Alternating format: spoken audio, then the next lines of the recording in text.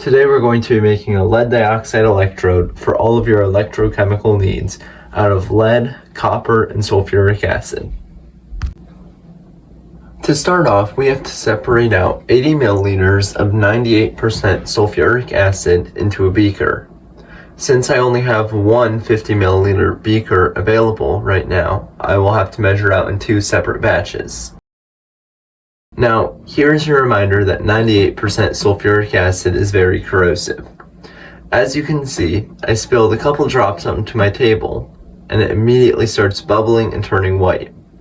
This will eat through many organic things such as paper towels, so you should not try and just wipe it up. Instead, it should be neutralized with something like baking soda and then wiped up and disposed of. So now that I have 50 milliliters of sulfuric acid, I can temporarily put away the bottle and start to slowly add this acid into a prepared beaker of about 180 milliliters of water. It's very important that this is done slowly as the dilution of sulfuric acid is very exothermic. You should also stop periodically to stir the solution, as more concentrated solutions are heavier and will sink to the bottom of the beaker, stopping the solution from mixing. Mixing these different concentrations will also be very exothermic, so be careful not to add too much acid before stirring.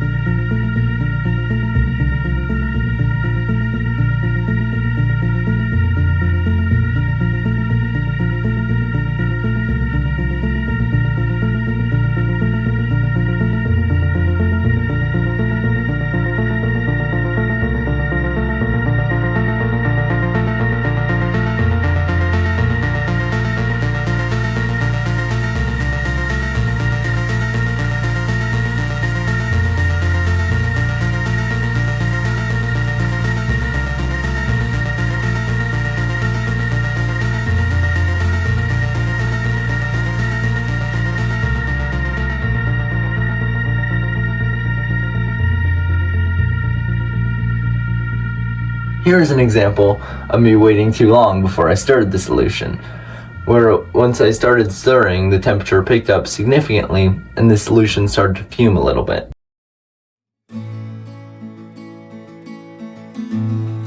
Thankfully, I could allow this to cool, but just letting it sit out was taking too long and I was impatient, so I decided to put it in an ice bath.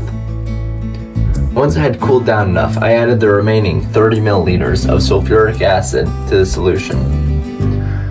This time it was not quite as exothermic because the difference in concentrations was less, but it still heated up the solution again.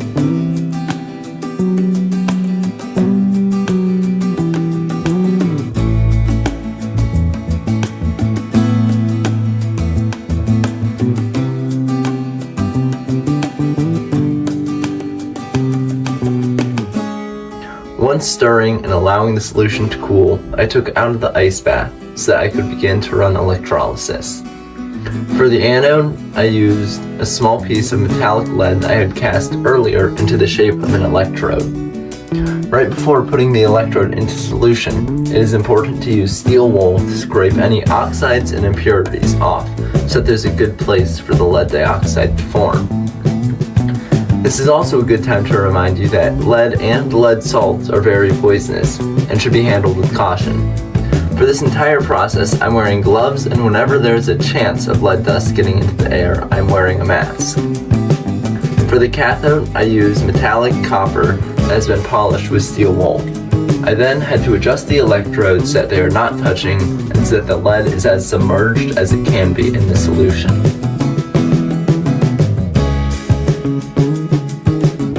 Now I turned on the power supply at 6 volts and a max of 0.16 amps. You can see that almost immediately there are bubbles coming from both electrodes.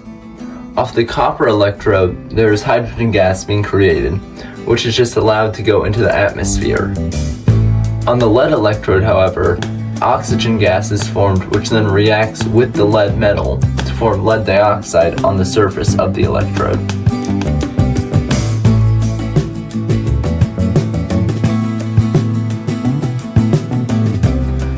Here we can see the final result after letting it run for about 30 minutes. The lead metal is coated in a hard black shell, which is very brittle compared to the soft lead underneath. Try to avoid bending or dropping the electrode to avoid cracks appearing in the shell. The lead dioxide can also be rubbed off if handled without care, so whenever drying it, tap it with a paper towel instead of rubbing it. So if you are following along, you should now have your very own lead dioxide electrode that can be used to create chemicals such as perchlorates. Hopefully there will be a new video coming out soon making chlorates and perchlorates, so stay tuned for that.